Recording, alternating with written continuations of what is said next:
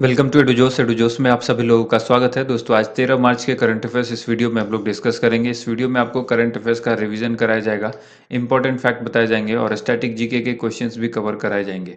तो चिंगारी जीत की इस वीडियो को हम लोग शुरू करते हैं। इस वीडियो का पीडीएफ फाइल आप नीचे डिस्क्रिप्शन में दिए गए डायरेक्ट लिंक से डाउनलोड कर सकते हैं। तो चलिए शुरुआत करते हैं हमारे डेली मोटिवेशनल कोट से। हासिल होगी मंजिल भी तू तैयारी करके तो देख, आग लगेगी फिर सीने में तू चिंगारी बन के तो देख। आप सभी को यहाँ पर करंट अफेयर्स पढ़कर चिंगारी बनना है और चिंगारी जब बन जाएंगे तो आप एक बार आग ज़रूर लगाएंगे। ये आग जो है वो एग्जाम के पर्पज़ से आपको लगानी है, क्योंकि एग्जाम में आपको क्वेश्चन इस तरह से दिए जाएंगे, यहाँ पर उसी तरह से पढ़ाया जा रहा है। चलिए, सबसे पहले यहाँ पर आप सबसे रिक्वेस्ट करूंगा, चैनल को सब्सक्राइब जरूर करें और बेल आइकन को प्रेस करके इसे एक्टिवेट कर लें, ताकि आने वाली हर वीडियो का नोटिफिकेशन आपको सबसे पहले मिले। वीडियो पसंद आए तो इसे लाइक एंड शेयर जरूर करें। सबसे पहले कल के चिंगारी प्रश्न का उत्तर देख लेते हैं। कल हमने सवाल पूछा था, निम्नलिखित में से कौन क्वाड देश का सदस्य नहीं, मतलब क्वाड का सदस्य नहीं है, कौन सा देश क्वाड का सदस्य नहीं है। चार ऑप्शंस दिए गए थे, इसमें से जो राइट आंसर होगा ऑप्शन नंबर डी, फ्रांस जो है वो क्वाड का सदस्य नहीं है। ऑस्ट्रेलिया है, संयुक्त राज्य अमेरिका है और जापान है। और इसके अलावा जो चौथा देश है वो आपको याद रखना है, इंडिया है, यानी भारत है। तो चार देश होते हैं क्वाड में, जो कि आपको चारों देश का नाम बता दिया। ऑस्ट्रेलिया, ठीक है, यूएसए, जापान और जो ये है इंडिया, और इसके बाद जापान, ठीक है। यूएसए, जापान और यहाँ इंडिया, ये चार देश हमने आपको बताया है।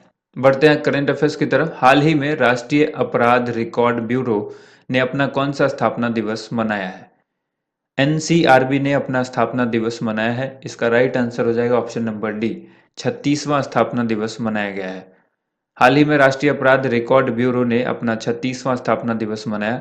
केंद्रीय गृह सचिव अजय कुमार भल्ला ने इस कार्यक्रम की अध्यक्षता की।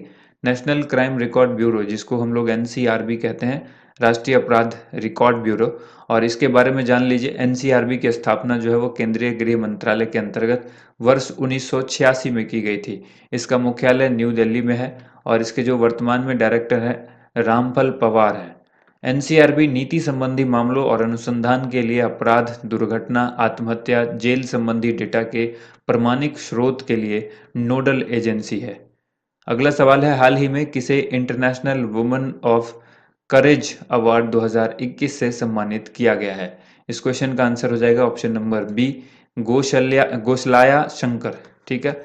गोशलाया शंकर को यह अवार्ड मिला है, ऑप्शन बी करेक्ट आंसर होगा।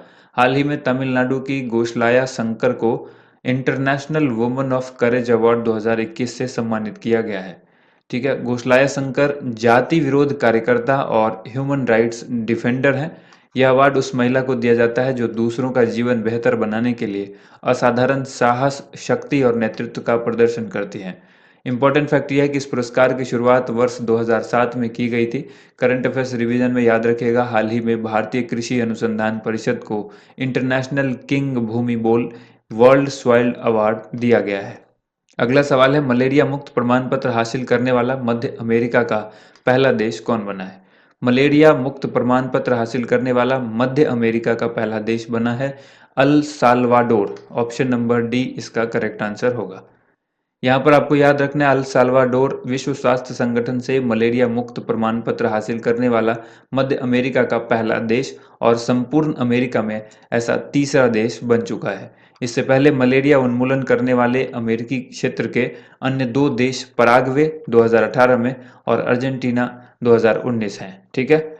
उन्मूलन प्रमाण पत्र कब प्रदान किया जाता है। ये जो उन्मूलन प्रमाण पत्र दिया गया है, ये मलेरिया मुक्त प्रमाण पत्र, ये कब दिया जाता है, जब किसी देश में किसी बीमारी की स्थानीय संचरण श्रृंखला कम से कम 3 वर्षों तक देशव्यापी रूप से भंग अथवा नाकाम रहती है, यानी न के बराबर रहती है, तब ये प्रमाण पत्र दिया जाता है। इंपॉर्टेंट फैक्ट यह है कि मध्य अमेरिका में 7 देश शामिल हैं, Belize, Costa Rica, El Salvador, Guatemala, Honduras, Nicaragua और पनामा। तो इसमें से जो अभी हम लोग ने पढ़ा है वो अल साल्वाडोर के बारे में जाना है। अगला यहाँ पर है, हाल ही में प्रवासी राशन कार्ड धारकों के लिए कौन सा मोबाइल ऐप लॉन्च किया गया है। आप सबको पता है one nation one card launch किया गया था सरकार की तरफ से। यहाँ पर जो है इसके लिए क्या आंसर हो जाएगा, करेक्ट आंसर हो जाएगा मेरा राशन। ये एक मोबाइल ऐप लॉन्च किया गया है प्रवासी राशन कार्ड धारकों के लिए। हाल ही में प्रवासी राशन कार्ड धारकों के लिए मेरा राशन मोबाइल ऐप लॉन्च किया गया है। इस ऐप को उपभोक्ता मामले और खाद्य एवं सार्वजनिक वितरण मंत्रालय के मंत्री ने लॉन्च किया है। यह ऐप उन राशन कार्ड धारकों को लाभ देगा जो आजीविका की तलाश में नए स्थानों पर जाते हैं। इंपॉर्टेंट फैक्ट यह है कि हाल ही में रामविलास पासवान के निधन के बाद पीयूष गोयल ने उपभोक्ता मामले, खाद्य एवं सार्वजनिक वितरण मंत्री का जो है कार्यभार संभाला है। अगला सवाल है, बिलियनर्स सूचकांक 2021 के अनुसार वेल्थ क्रिएशन में पहले स्थान पर कौन है? इस क्वेश्चन का राइट आंसर हो जाएगा option number C, Gautam Adani. यहाँ पर आपको याद रखना है ब्लूमबर्ग के द्वारा जारी बिलियनर्स सूचकांक 2021 के अनुसार वेल्थ क्रिएशन में पहले स्थान पर गौतम अडानी है। गौतम अडानी की जो दौलत है यानी जो उनकी टोटल आप संपत्ति की बात करें तो 2021 में सबसे तेज बढ़ोतरी हुई है उसमें, जिससे वह दुनिया में बिगेस्ट वेल्थ गेनर बन गए हैं। सिर्फ 2021 में ही गौतम अडानी ने 16.2 अरब डॉलर कमाए हैं। गौतम अडानी ने पैसे कमाने के मामले में जेफ बेजोस, एलन मस्क और भारत के सबसे अमीर आदमी मुकेश अंबानी को पीछे छोड़ दिया है। करंट अफेयर्स रिवीजन में याद रखिएगा, वर्तमान में दुनिया के सबसे अमीर व्यक्ति अमेजन के संस्थापक जेफ बेजोस हैं। अगला सवाल है, किसके द्वारा कृषि उत्पादों के निर्यात को बढ़ाने के लिए पहला आभासी व्यापार मेला आयोजित किया गया है? इस क्वेश्चन का आंसर हो जाएगा ऑप्शन नंबर सी, एपेडा। ठीक है, एपिडा इसको बोलते हैं, APEDA, APEDA. Option number C correct answer होगा। Agriculture and processed food products export development authority इसका फुल फॉर्म होता है। इसने कृषि और प्रसंस्कृत खाद्य उत्पादों के निर्यात को बढ़ावा देने के लिए अपना पहला आभासी व्यापार मेला आयोजित किया है।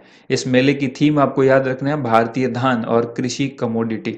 यह मेला बासमती चावल, गैर बासमती चावल, बाजरा, गेहूं, मक्का, मूंगफली और मोटे अनाज के निर्यात पर केंद्रित था।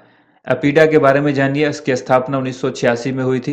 इसका मुख्यालय नई दिल्ली में है। चेयरमैन इसके एम अंगामुथु हैं और यह कृषि उत्पादों के निर्यात को बढ़ावा देने के लिए जिम्मेदार है। यह वाणिज्य और उद्योग मंत्रालय के अंतर्गत काम करता है। अगला सवाल है, डोरिटोस ने किसे भारत में अपना पहला ब्रांड एम्बेसडर नियुक्त किया है? इस क्वेश्चन का राइट आंसर हो जाएगा option number C, Kartik Aaryan को नियुक्त किया गया है इसका ब्रांड एम्बेसडर डोरिटोस का। डोरिटोस ने भारत में कार्तिक आर्यन को बना दिया है पहला ब्रांड एम्बेसडर। वह भारत के छोटे शहरों तक ब्रांड की पहुंच बनाने के लिए जिम्मेदार होंगे। डोरिटोस पेप्सिको इंडिया का नाचो चिप ब्रांड है। करंट अफेयर्स रिवीजन में आपको याद रखना है, हाल ही में बाटा इंडिया ने भी कार्तिक आर्यन को अपना ब्रांड एम्बेसडर नियुक्त किया है और सानिया मिर्जा को पॉसिबल का ब्रांड एम्बेसडर नियुक्त किया गया है। रोहित शर्मा को ग्लेनमार्क फार्मा का ब्रांड एम्बेसडर नियुक्त किया गया है। इससे एक सवाल जरूर पूछा जाता है ब्रांड एम्बेसडर से, इसलिए रिलेटेड क्वेश्चंस आपको यहाँ पर बता दिया गया है। आगे देखिए, यहाँ पर हाल ही में किसने चौथे वैश्विक आयुर्वेद फेस्टिवल का उद्घाटन किया है? चौथे वैश्विक आयुर्वेद फेस्टिवल का उद्घाटन जो है ये किया गया है नरेंद्र मोदी जी के द्वारा। तो option D correct, C correct answer हो जाएगा, नरेंद्र मोदी। प्रधानमंत्री नरेंद्र मोदी ने चौथे वैश्विक आयुर्वेद महोत्सव को संबोधित किया। उन्होंने आयुर्वेद, सिद्ध, होम्योपैथी और यूनानी दवाओं को बढ़ावा देने के लिए सरकार के राष्ट्रीय आयुष मिशन का भी उल्लेख किया है। चौथे वैश्विक आयुर्वेद महोत्सव में 25 देशों ने हिस्सा लिया है।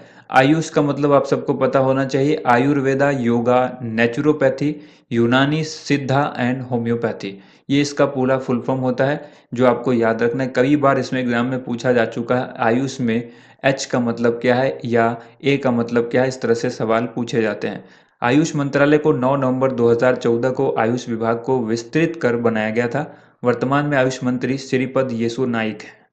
अगला सवाल है, नीति आयोग ने निजीकरण के लिए कितने सार्वजनिक क्षेत्र के उपक्रमों की पहली सूची प्रस्तुत की है? इस क्वेश्चन का आंसर हो जाएगा ऑप्शन नंबर बी, 12 क्षेत्र के उपक्रमों की पहली सूची प्रस्तुत की है नीति आयोग के द्वारा। इस सूची की समीक्षा निवेश और सार्वजनिक परिसंपत्ति प्रबंधन विभाग DIPAM और विनिवेश पर सचिवों के कोर ग्रुप के द्वारा की जाएगी। National institute of transforming India, NITI Aayog के बारे में आप सबको मालूम होना चाहिए। नीति का फुल फॉर्म क्या है? National institute for transforming India, जिसकी स्थापना 1 जनवरी 2015 को की गई थी। नीति आयोग से पहले इसका क्या नाम था? इसका नाम था योजना आयोग, जो आपको याद रखना, अक्सर सवाल पूछा जाता है योजना आयोग का नया नाम क्या है? नीति आयोग। यह एक अतिरिक्त संवैधानिक निकाय है। इसकी अध्यक्षता प्रधानमंत्री करते हैं, यानी अगर इसके अध्यक्ष के बारे में पूछा जाए तो PM होते हैं। इसलिए नीति आयोग के पहले अध्यक्ष नरेंद्र मोदी और वर्तमान अध्यक्ष भी नरेंद्र मोदी हैं। उपाध्यक्ष इसके राजीव कुमार है, वर्तमान में सीईओ अमिताभ कांत हैं। अगला सवाल है, the frontier Gandhi my life and struggle पुस्तक के लेखक कौन है? The frontier Gandhi my life and struggle पुस्तक के लेखक का नाम है इम्तियाज अहमद साहिबजादा। तो ऑप्शन सी इसमें करेक्ट आंसर होगा। अब बारी है करंट अफेयर्स रिवीजन की। अनिंद्या गुप्ता की पुस्तक है advantage India the story of Indian tennis. Kingshuk Nag की पुस्तक है a new silk road India China and the geopolitics of Asia. Doctor Deepak Ravindran की पुस्तक है the pain free mindset. Abhinav Kire की पुस्तक है the last night of glory day stories from Nagaland. Ram Madhav की पुस्तक है because India come first. R S N Singh की पुस्तक है नो द एंटी नेशनल्स। अनंत विजय की पुस्तक है अमेठी संग्राम ऐतिहासिक जीत अनकही दास्तान। राजीव मल्होत्रा की पुस्तक को याद रखिएगा artificial intelligence and the future of the power. Panneer Selvam की पुस्तक है करुणानिधि अ लाइफ। सुष्मिता मुखर्जी की पुस्तक है बांझ incomplete lifes of complete woman. पर्यावरण मंत्रालय के द्वारा एक लॉन्च पुस्तक है the green queens of India a nations pride. ये सभी पुस्तक आपको याद रखना है, फरवरी मार्च महीने की इंपॉर्टेंट पुस्तक है, इसलिए इसको सबको आपको यहाँ पर रिवाइज कराया गया है। अब बारी है आज के एक्स्ट्रा खुराक की। 5 सवाल के बदले यहाँ पर आज 4 सवाल है क्योंकि स्पेस थोड़ा कम था। भारत और किस देश की सेना के बीच संयुक्त सैन्य अभ्यास युद्ध अभ्यास किया जाता है? ठीक है, ये युद्ध अभ्यास उस सैन्य अभ्यास का नाम ही है। भारत और किस देश की सेनाओं के बीच संयुक्त सैन्य अभ्यास सूर्य किरण किया जाता है? भारत और किस देश की सेना के बीच संयुक्त सैन्य अभ्यास प्रबल दस्तक किया जाता है? और भारत और किस देश की सेना के बीच संयुक्त सैन्य अभ्यास नोमैडिक एलिफेंट किया जाता है? तो ये सभी अभ्यास हैं जो संयुक्त अभ्यास है भारत और किसी अन्य देश के बीच। तो यहाँ पर आपको एक एक करके आंसर देखना है।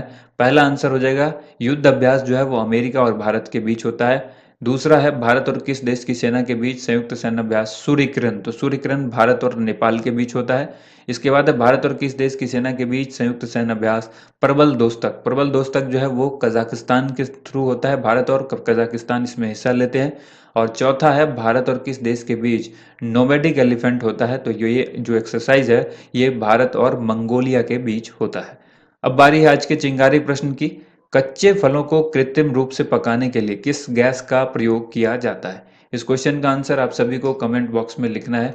उम्मीद करते हैं आप सबको वीडियो पसंद आई होगी। वीडियो को ज़्यादा से ज़्यादा लाइक एंड शेयर कीजिएगा। Thank you.